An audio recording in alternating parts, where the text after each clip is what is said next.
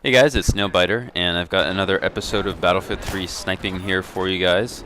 And in this video, I wanted to talk about drag shooting and why it's important as a sniper to be able to hit drag shots, and I wanted to give a couple of ways that you can improve your ability to hit those drag shots. And I do want to point out that this gameplay you're going to be seeing is pre-patch gameplay. So at this point, the buff to the bolt-action sniper rifles hasn't been applied yet, so I can't. It's not like it is now where you can get those one-shot kills at really close ranges. This is still where you needed a headshot no matter what range in order to get a one-shot kill. So that has changed now, and I think because of it, drag shooting is a little bit less significant because you can get those one-shot kills in the chest at close ranges now. But that being said, it's still a good technique to be able to use if you want to become, a really good sniper, and it's something that'll definitely help you out in a lot of situations. So before I get too much farther into this video, I just wanted to explain to you guys, in case you're not really familiar with the term drag shot, what exactly that means when I say it, or what I mean when I say that.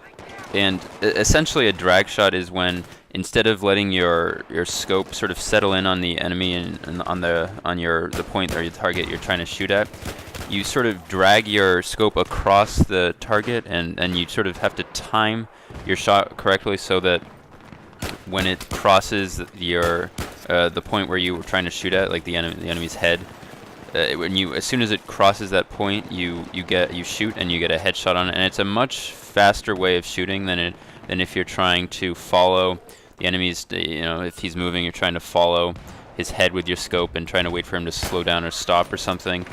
And if you can, get reasonably consistent with your ability to hit these drag shots, it can be a really effective technique to use, especially at closer to medium ranges. At long ranges, it's not going to be as important because at long ranges, most of the other guns are not going to be. They're not going to really pose a threat to you, and with a bolt-action sniper rifle, you're going to have the advantage anyways. But at closer ranges, it is going to be more important that you can get off a quick shot, and often you don't have the time if you're facing somebody one-on-one to kind of be really careful with your aim, and you kind of have to take a quick shot, and that's what drag scoping or drag shooting allows you to do, just get off a quick shot. So I think this is a good example right here. You sort of see me watching this corner, and a support guy's going to come around the corner, and what I'm able to do is instead of trying to follow his shot, I'm able to quickly drag the scope across the screen right to his head and get a quick headshot on him. So that's where, I think in that range is where drag shooting can be really helpful.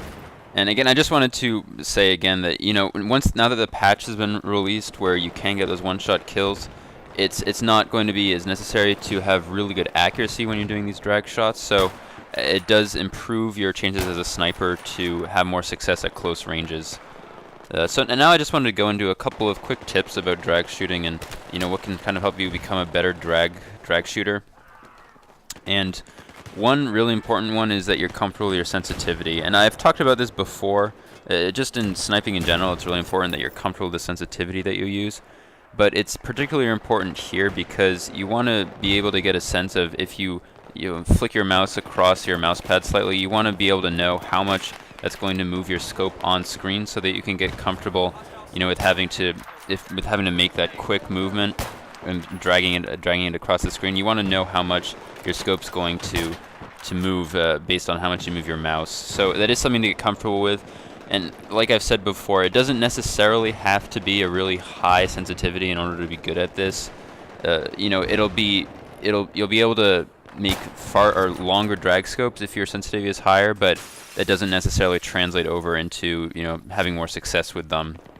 Another thing that is important is, if you're trying to practice drag scoping, be sure to stick with one scope in particular, because at various ranges these scopes are going to, if you try to drag shoot, they're going to drag across the screen differently depending on which scope you're using. So that can sometimes mess you up if you're trying to practice drag scoping, and it's worthwhile to get comfortable with one scope before you try to do it with different scopes. So I would personally recommend using the 8x scope because I think that's the best all-around scope to use, but if you have another one that you prefer, then by all means use that one, and just kind of stick with it a little bit and try to get comfortable with, you know, how it moves when you move your mouse back and forth as you're scoped in, and it just, you know, what you're required to, or how much you're required to move your mouse in order to kind of get your scope to move certain different distances.